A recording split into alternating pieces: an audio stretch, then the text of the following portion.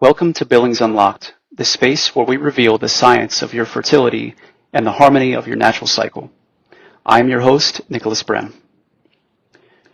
Whether you are single, dating, or married, this is your guide to understanding your body and making informed, confident decisions.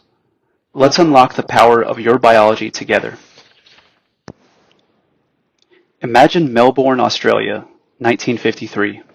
A young neurologist, Dr. John Billings, receives a request from a priest. The goal? To find a natural, scientific, and reliable way for couples to understand their fertility. At that time, many felt lost, but Dr. John saw something others missed.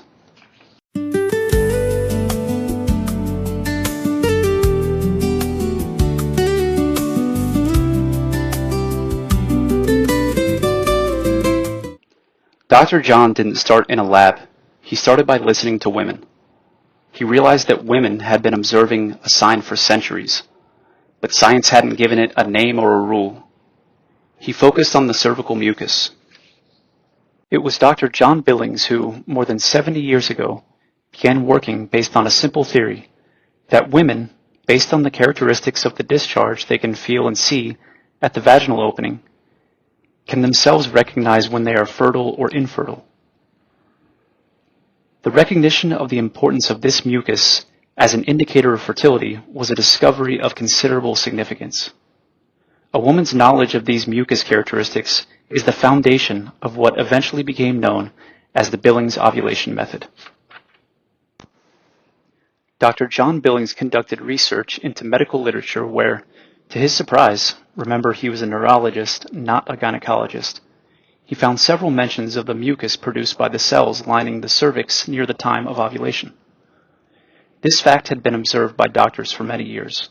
As far back as 1855, W.T. Smith, a British physician, noted in his study on vaginal discharges that conception is most likely to occur when the cervical mucus is in its most fluid condition. In 1868, Dr. J.M. Sims, an American surgeon and writer, noted that the examination of cervical mucus after intercourse should be performed when the mucus appears clear, translucent, and has the consistency of an egg white. This was confirmed in 1913 by urologist Max Huner, who gave his name to the Huner post-coital test. Later in 1933, experiments in France by Segui and Simonet confirmed the timing of ovulation and linked it with great accuracy to the presence of mucus and the peak of the estrogen hormone.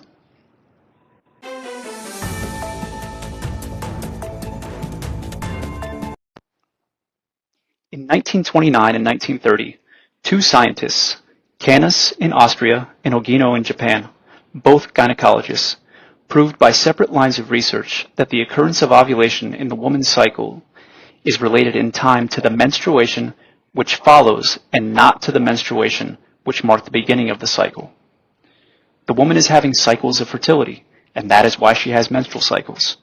When she ovulates, the ovaries may release one or sometimes more ova, but all those egg cells are produced on the one day. There is only 1 day of ovulation in any cycle. The ovum has a short life, perhaps 6 to 12 hours, certainly less than 24 hours, if it is not fertilized, that is. And then the woman will always menstruate about 2 weeks later. It is the ovulation which caused her to menstruate. However, as far as Dr. Billings knew, gynecologists had never actually asked women about their own perception of this mucus. If mucus was an indicator of ovulation, could it be used as a signal of fertility?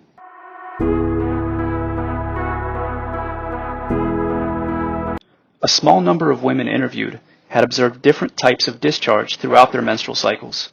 It was simply a matter of determining if a typical pattern existed and if women were capable of identifying their fertile phase. Hundreds more women were interviewed, and a changing, evolving mucus pattern quickly emerged.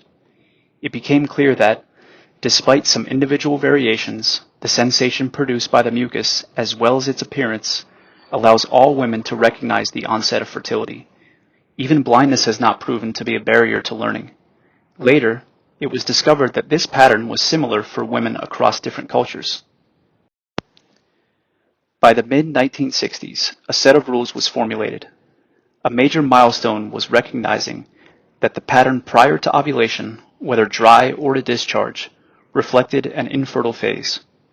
This was a significant breakthrough because it meant that couples, applying the established rules, could have intercourse during the pre-ovulatory infertile stage, which we define in Billings as the basic infertile pattern, or BIP. As long as a woman's discharge or dryness indicates that her infertility pattern remains unchanged, the corresponding rule can be applied. This is why it is so important for couples to receive training from a certified instructor who will guide them in recognizing their own basic infertile pattern.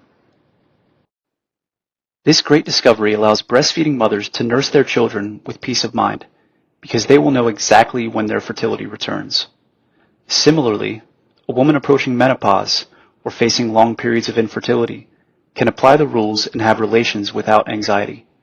Every woman can learn to recognize her pattern of infertility, regardless of the stage of life she is in. This was the spark of the Billings ovulation method, a journey that began with just one doctor and a few couples, and today reaches over 100 countries. Remember, understanding your biology is the first step to true freedom. And that concludes this first episode of your podcast. I am so happy you joined me. I invite you to stay tuned for the second episode, where we will look at the pillars of the science behind it. Leave me a comment telling me what impressed you the most about the origin of this answer for families and for every woman. See you in the next installment.